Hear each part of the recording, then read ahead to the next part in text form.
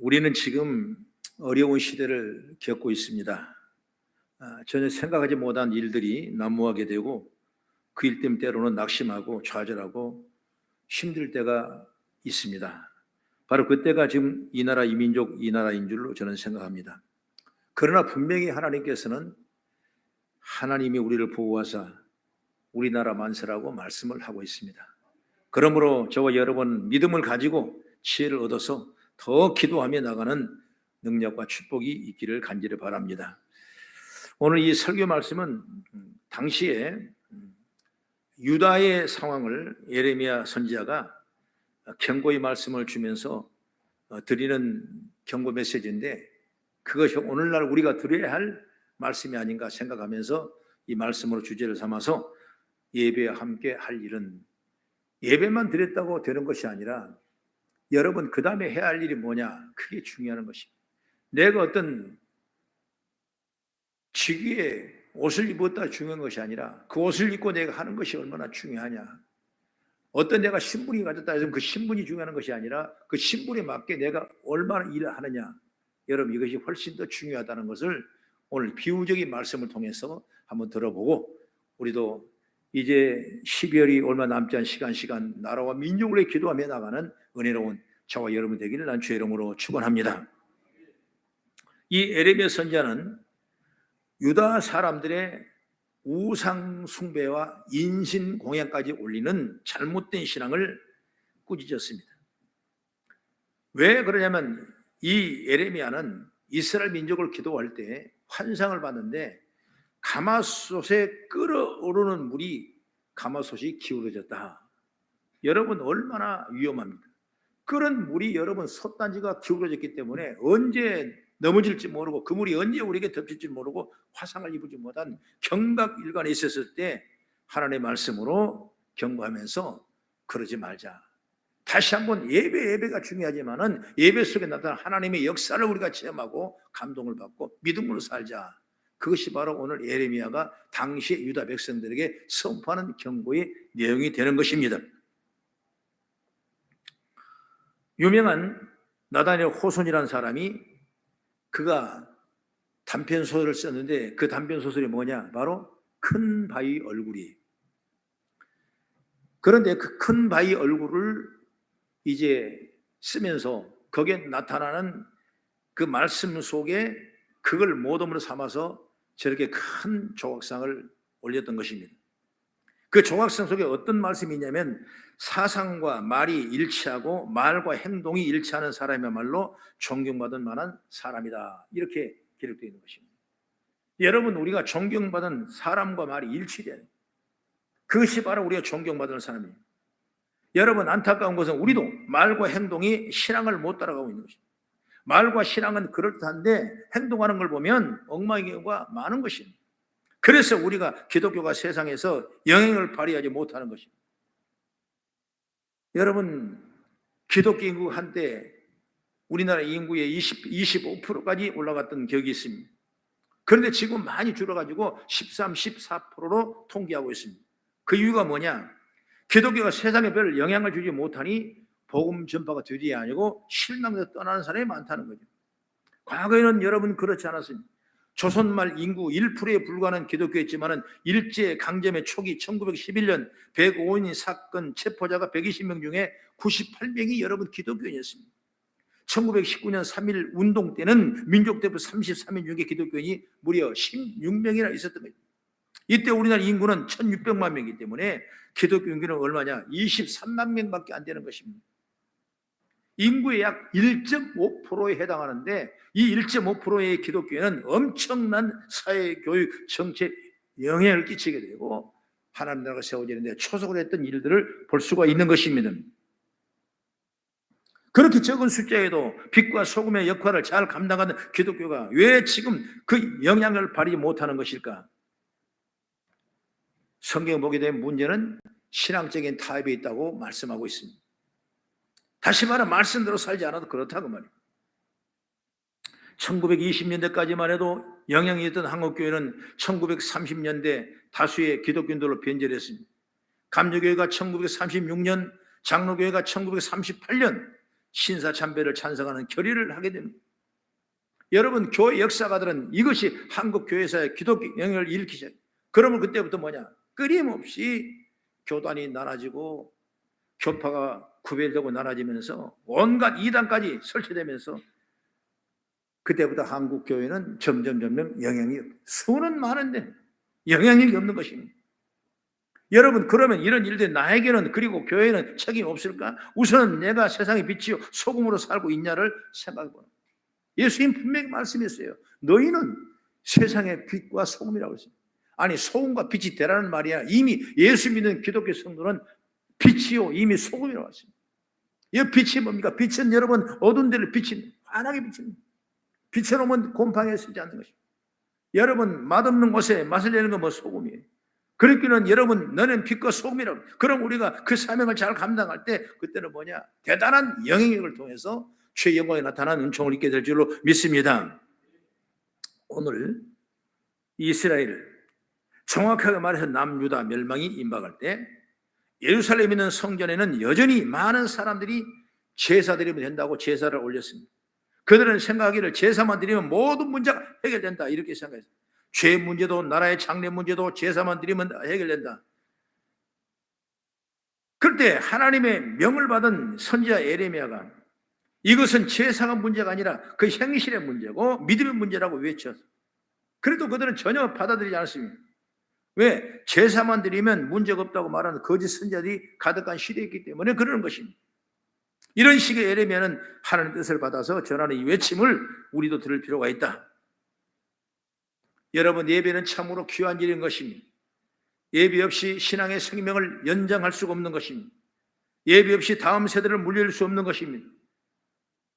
여러분, 그렇기 때문에 하나님이 예배를 기뻐하시고 예배하는 사람을 찾고 계신다 말씀하시죠. 그러나 형식적으로 여러분 예배만 올려서는 안 된다. 신령과 진령을 다하고 마음을 다하고 예배 때 나오는 말씀이 우리가 심어질 때 우리 삶 속에 믿음의 역사와 능력이 나타나는 것입니다. 요한복음 4장 23절 이하의 말씀 보면 아버지께 참되게 예배하는 자들은 영과 진리로 예배할 자가 오나니 곧 이때라. 아버지께서는 자격이 이렇게 예배할 자를 찾으시니라. 하나님이 영이시니 예배하는 자는 신령과 진령으로 예배할지니라 말씀입니다. 여러분, 이렇게 영적으로 예배를 드려요. 간절한 마음으로, 사모한 마음으로. 여러분, 우리는 이런 믿음을 통해서 새로운 정체성을 확립하고 우리의 주의 능력을 얻게 하고 그 능력을 통해 세상을 지배하고 세상을 변화시키고 빛과 소금의 사명을 잘 감당할 수 있는 그런 능력이 있는 성도가 이 시대에 반드시 필요하다는 걸 여러분 믿으시면 아멘 하십시오. 그렇습니다. 그럼 어떠냐? 첫째로 말씀을 잘 들어야 됩니다. 말씀 없는 예배는 예배라고 할 수 없어요. 그냥 교제, 밥 먹고 나누고 기도하는 그건 예배라고 할 수 없어요. 반드시 예배는 여러분 말씀이 있어야 돼요. 그 말씀이 어떤 말씀이냐? 오늘 본문의 1절, 2절을 우리 한번 같이 읽겠습니다. 시작. 여호와께로부터 예레미야에게 말씀이 임하니라. 이르시되 너는 여호와의 집의 문에 서서 이 말을 선포하여 이르기를 여호와께 예배하러 이 문으로 들어가는 유다 사람들아 여호와의 말씀을 들으라. 그래서 하나님께 경배하고 이 문을 들어가는 모든 유다 사람들아 여호와의 말씀을 청종하고 들으라고 말합니다. 들으라. 하나님께 제사드리러 성전에 들어가는 사람들에게 하나님의 말씀 들으라. 여러분, 예배가 구약에는 제사죠, 제사. 그래서 제사는 뭐냐? 자신의 헌신을 다짐하는 것입니다. 그것이 바로 뭐냐? 번제예요, 번제. 죄 용서를 받기 위해서 드리는 속죄제, 속건제, 또 하나님과 사람 사이 화목을 이루는 화목제, 이런 의미에서 하나님 앞에 제사 드리는 제사. 제사 제도가 제사. 신약에는 여러분 이 제사가 뭐냐면 예배. 그래서 이 예배는 하나님을 만나고 하나님께 감사와 영광을 돌리고 하나님의 말씀을 받기 위해서 드리는 것입니다. 오늘 이 시간 여러분 예배 왔는데 중요한 사실은 뭐냐? 오늘 주신 이 본문의 말씀이 우리 가운데 뭘 역사하시는가 받아들이는 거예요. 할렐루야. 하나님 주시는 말씀이에요. 이 말씀을 들으라. 그렇기 때문에 이 말씀을 떠나지 말고 이 말씀도 살아갔을 때 하나님의 능력이 나타나고 은혜가 충만한 줄 믿습니다. 물론 구약시대 제사나 신약시대 예배와 동일하게 하나님의 임재가 나타납니다. 그래서 하나님의 임재를 경험하고 뜨거움을 느끼게 되고 만남의 은혜를 느끼고 여러분, 하나님의 임재를 경험하는 사람에게 하나님 말씀은 하나님 지금도 말씀합니다. 그러니 우리는 하나님의 말씀을 드려야 되고, 그런데 문제는 뭐냐? 어떻게 듣냐? 말씀이 오는데 어떻게 듣느냐? 여러분, 경청에는 3단계가 있는데 첫째로 뭐냐? 귀로 듣는 경청이에요. 여러분, 그러나 여러분 제대로 듣기 위해서는 머릿속에 들어있는 모든 잡동사니를 다 없애버려야 여러분 귀로 듣는 그 귀에 올라오는 말씀이 우리 심령 속에 새겨지는 역사가 임하는 줄 믿으시기 바랍니다. 그렇기 때문에 여러분 말씀에 여러분 귀를 기울여야 되는 것입니다. 얼마 전에 제가 신학교 강의를 갔는데 대학원생들이기 때문에 나이도 많이 먹은 사람이 있어요.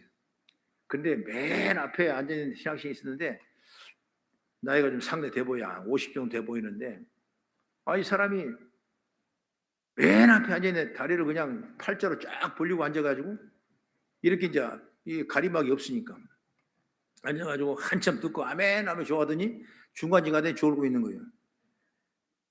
그래서 학생 좀 눈 좀 떠봐. 오늘 내가 여기 온 말씀을 주시려고 하나님이 경고하시는데 왜 눈을 감아? 눈 좀 뜨라니까. 그러니까 그때 깜짝 뜨더라고. 어때? 그래갖고 마지막에 예배를 잘 드렸어요. 그래 나중에 학우들한테 물어보니까 목사님 말 잘씀 잘했대. 한 번도 다른 강사에 와서 그 말 해본 적. 근데 한 번 계속 존다는 것이에요. 제가 뭐 귀신 역사에 악한 영이 하나님 못 듣게 하는 거야. 못 듣게. 자꾸 졸리게 하는 거죠. 야, 자꾸 귀를 막게 하는 거예요.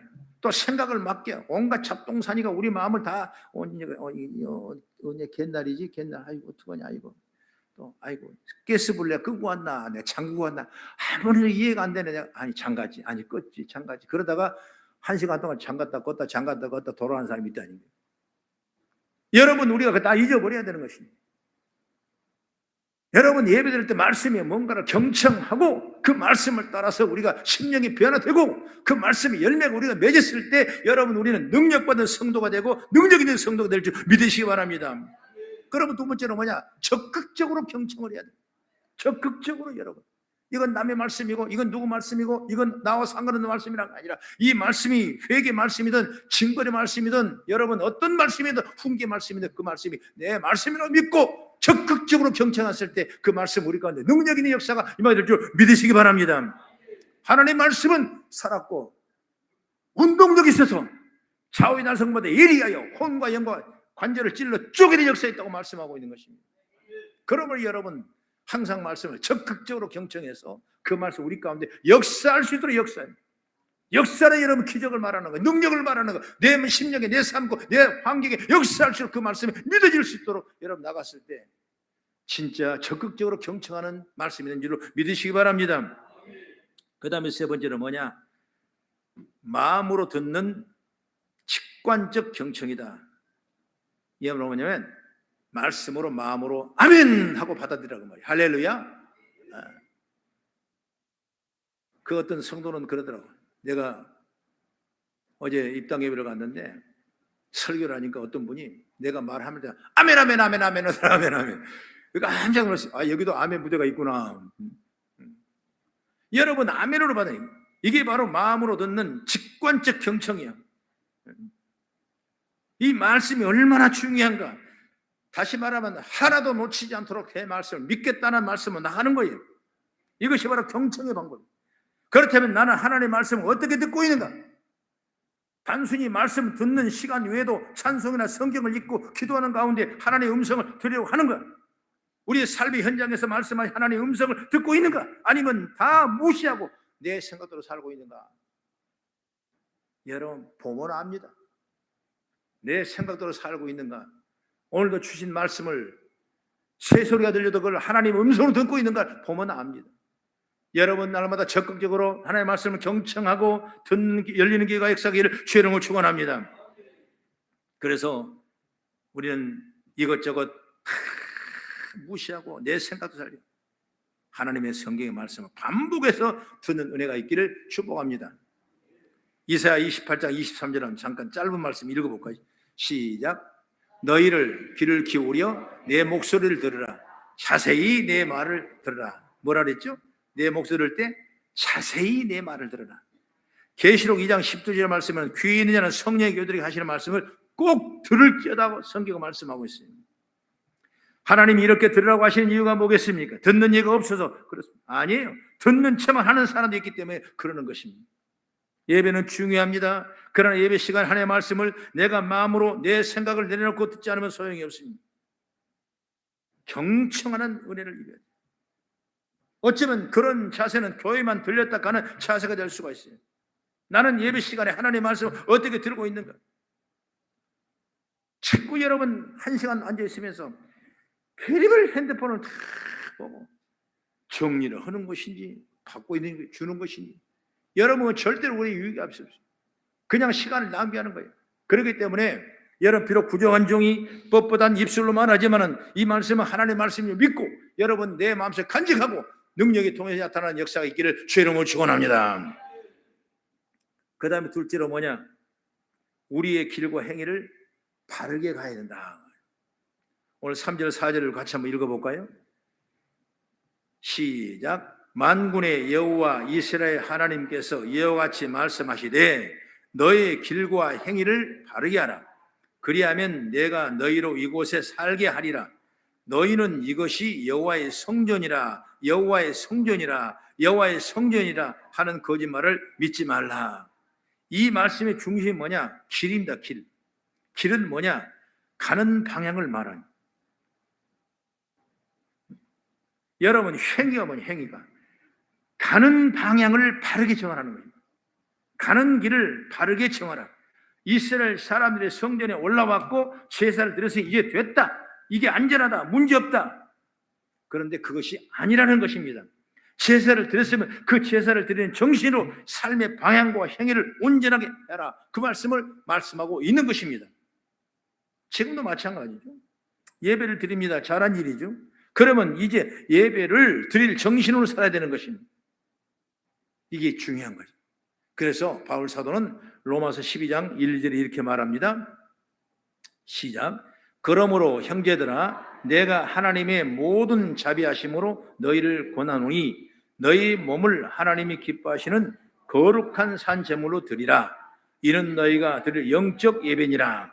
너희는 이 세대를 본받지 말고 오직 마음을 새롭게 함으로 변화를 받아 하나님의 선하시고 기뻐하시고 온전한 뜻이 무엇인지를 분별하도록 하라. 여러분 우리의 삶의 방향과 행위가 하나님이 기뻐하시는 것이 되어야 된다 이 말씀입니다. 우리 예배가 삶이 되어야지 예배 다르고 행동이 다르면 안 된다고 말씀하고 있는 것입니다. 우리는 예배가 끝나면 또 다른 예배가 시작됩니다. 그게 바로 뭐냐? 우리의 삶에 대한 예배예요. 세상을 본받지 말고 마음을 새롭게 변화를 받아 하나님의 선하여 기뻐하는 뜻대로 살아라. 성경은 말씀하고 있는 것입니다. 그러므로 우리의 삶을 바로 잡으십니다. 왜냐하면 우리는 세상의 빛이요 소금이기 때문에 그렇습니다. 우리는 이 부패진 세상을 더 썩지 않게 해야 될 책임이 있습니다. 우리는 세상 사람의 하나님을 만나게 할 책임이 있는 것입니다. 그런 믿음이 죄를 받아 나갔을 때 역사가 일어나고 능력이 일어나고 하나님의 복이 저와 삶 가운데 임하게 될 줄로 믿습니다. 여러분 예수님께서 마지막 최후의 말씀이 뭔지 압니까? 마태복음 28장 19절 20절의 말씀 우리 같이 한번 읽어보겠습니다. 시작. 19절 20절 시작. 그러므로 너희는 가서 모든 민족을 제자로 삼아 아버지와 아들과 성령의 이름으로 세례를 베풀고 내가 너에게 분부한 모든 것을 가르쳐 지키게 하라. 볼지어다 내가 세상 끝날까지 너희와 항상 함께 있으리라. 하나님은 이렇게 우리에게 사명을 주셨어요. 그러니 우리는 예배를 통해 하나님의 말씀을 잘 듣고 말씀 따라 나오는 그 행위를 온전하게 해야 된 무지막지한 삶의 책임을 지고 있다는 사실을 여러분 믿기를 주의 이름으로 축원합니다. 여러분 책임이 없는 정치도 없는 것입니다. 책임이 없는 교수도 없는 것입니다. 책임 없는 성도도 없는 것입니다. 그럼 우리는 나는 책임 있는 성도는 말씀을 잘 듣고 그 행위를 온전하게 지켜가는 삶의 예배가 때롭게 시작되는 그런 은총이 있기를 주의 이름으로 축원합니다. 그럴 때 한번 해보십시오. 힘이 더 나는 거예요. 그럴 때 여러분 넘어지지 않는 것이. 그럴 때 여러분 뒤로 물러나지 않고 더 힘이 나는 거예요. 그때 여러분 하나님의 역사를 체험하고 은혜를 체험하는 역사가 있기를 주의 이름으로 축원합니다. 마지막으로 세 번째, 예배를 말씀을 듣고 길과 행위를 바르게 함으로 결론은 뭐냐? 주님의 뜻을 이룰 수가 있다. 주님의 뜻을 이루소서 찬송이 있지 않습니까? 정말 주님의 뜻을 이룬 거냐? 말씀을 잘 듣고 그 말씀을 따라가며 행할 때 그 주님의 뜻을 이루어가는 축복의 통로가 열린 줄로 저는 믿습니다. 어느 목사님이 목회하시다가 과로로 신장 기능이 너무나 망가져서 이제 투석을 해서 정말 힘든 과정이 있었습니다. 더 이상 투석할 수 없을 정도로 어려웠어요. 그래서 주일날 설교를 하면 목사님께서 전후 사정을 잘 설명하면서 혹시 우리 교인들 가운데 신장 기증자가 있으면 나왔으면 좋겠다. 주의 종을 위해서 신장 기증할 뜻이 있으면 사람을 손들어 펴 주십시오. 그러니까 세상에 한 사람 들더니 두 사람, 세 사람, 네 사람 교회 성도가 다 드는 거예요. 그날 설교를 맡던 목사님은 정말 감격했습니다. 여러분 참으로 감격스럽습니다. 이처럼 주의 종을 살아간 사람이 많다는 게 놀랐습니다. 그러나 신장은 한 사람만 필요해야 되는데 이런 상황에서 어느 사람을 지적하는데 덕스럽지 못하니까 내가 오리털 하나를 꺼내서 입으로 분 후에 그 오리털이 머리에 떨어져 사람에게 신장 기증자로 신청하겠습니다. 이렇게 말씀했다. 드디어 오리털의 강단을 떠났습니다. 회중소로 날아들기 시작합니다. 그때 기도서를 합니다. 오 주여 주여 주여 주여 오 할렐루야 아멘. 오리털이 자기의 머리에 올 때마다 쉬쉬 바람소리를 내가면서 주여 주여 하니까 오리털은 다른 거 다 날아가 버리고 말습니다. 결국 여러분 오리털은 누구의 머리에도 앉지 않았습니다. 말로만 사랑해서 안 된다는 얘기를 격으로 말씀하고 있는 것입니다. 우리는 내 말씀이 들어오면 그 말씀을 실천해가는 그런 믿음이 있어야 돼요. 이거 큰일 아닙니다. 작은 일을 하는 거예요. 작은 일.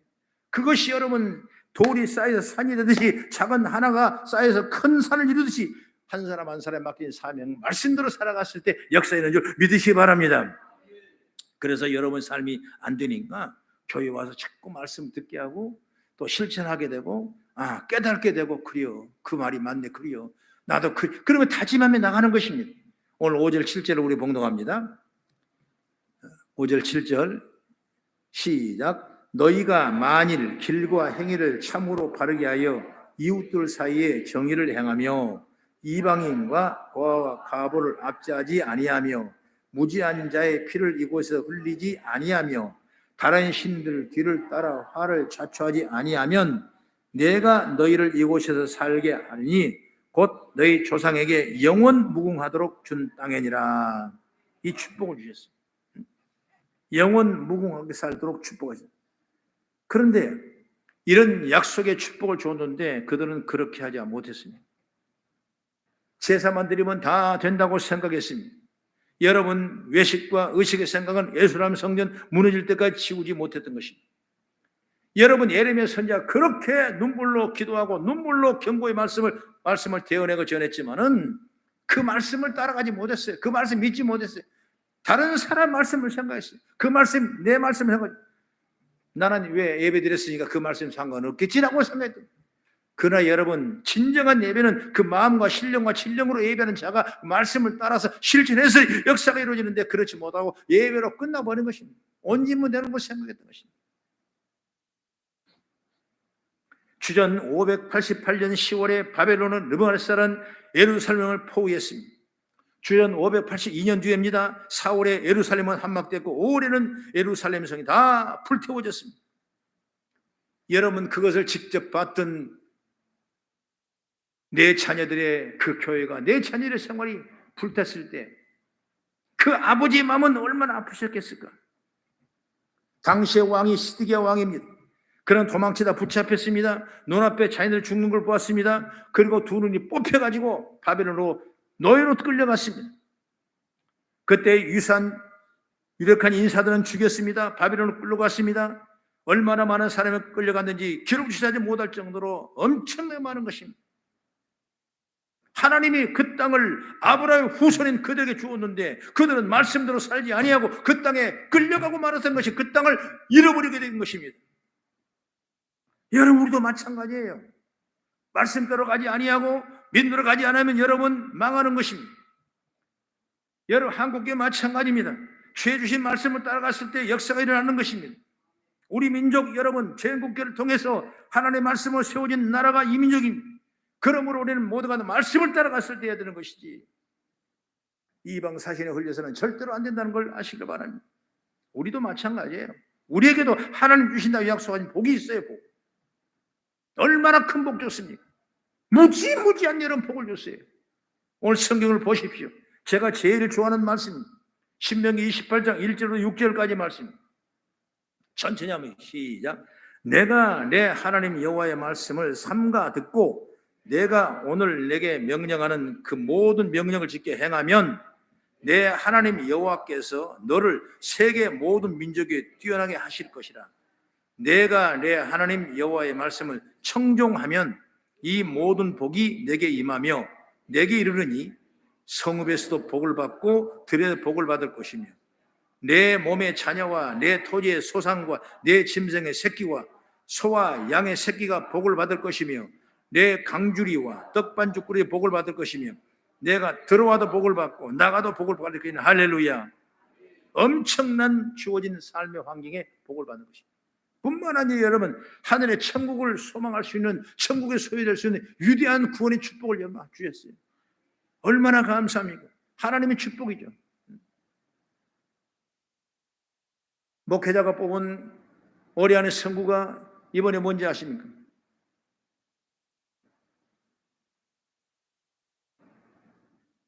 대학 교수들이 모여서 신문에 뽑은 그게 뭐냐면 도량 구호라고 그랬어요. 날뛰다가 다 망쳐버렸다는 거예요. 엄청난 부정적인 거예요. 그러나 목회자가 하는 그 선구는 올해 선구를 뽑았어요. 무엇을 뽑았겠습니까? 1번이 뭐냐? 첫째로 1번이 로마서 8장 28절에 말씀할 때 하나님을 사랑하는 자 그때로 부르신 민족에 모두 합력하여 선을 이룬다고 말씀했습니다. 여러분, 두 번째가 뭔지 압니까? 성령의 권능을 받으면 너희가 예루살렘을 떠나서 내 증인이 되리라고 성경 말씀 사도행전 8절의 말씀입니다. 여러분, 이렇게 우리는 진정한 하나님의 영광을 바라보며 믿음으로 나갔을 때 반드시 합력할 선을 이루게 되고 우리는 지혜한 종의 증인을 사명을 감당하는 그런 축복이 있기를 주의 이름으로 축원합니다. 그러므로 오늘 주신 말씀을 통해서 이 준비하신 모든 복을 여러분 받으셔야 돼요. 그건 뭐냐? 오늘 읽었던 본문이 말씀이 그러죠? 순종으로 봤어요. 말씀을 듣고 믿었고 순종했을 때 그 복을 받게 되는 것입니다. 예배드리고 예배를 받은 말씀을 순종할 때 우리는 그 복을 받는 것입니다. 우리가 예배드리고 다음에 할 일은 뭐냐? 말씀에 순종하는 거예요. 그래서 주님이 준비하신 복을 받는 것입니다. 이게 뭐냐? 바로 주님의 뜻이라고 성경 말씀하고 있어요. 그럼 우리는 말씀에 순종하며 사시기를 바랍니다. 말씀을 지켜 행하며 사시기를 바랍니다. 그래서 우리 교회가 다 복을 받고 여러분 가정들의 사업이 말씀을 따라갔을 때 그 말씀 통해 큰 복이 일어나는 역사의 길을 난 주의 이름으로 축원합니다. 기도하겠습니다.